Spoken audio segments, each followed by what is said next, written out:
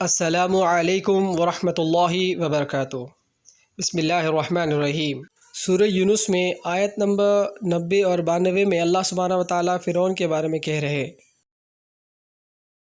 اور ہم نے بنی اسرائیل کو دریا سے پار کر دیا، پھر ان کے پیچھے پیچھے فرعون اپنے لشکر کے ساتھ ظلم اور زیادتی کے ارادے سے چلا، یہاں تک کہ جب ڈوبنے لگا تو کہنے لگا میں ایمان لاتا ہوں کہ جس پر بنی اسرائیل ایمان لائے ہیں اس کے سوا کوئی معبود نہیں، اور میں مسلمانوں میں سے ہوں۔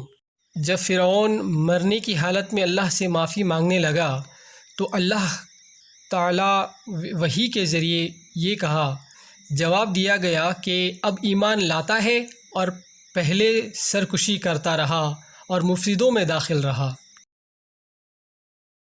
سوائے آج ہم صرف تیری لاش کو نجات دیں گے تاکہ تو ان کے لیے نشانی عبرت ہو جو تیرے بعد ہیں، اور حقیقت یہ ہے کہ بہت سے آدمی ہماری نشانیوں سے غافل ہیں۔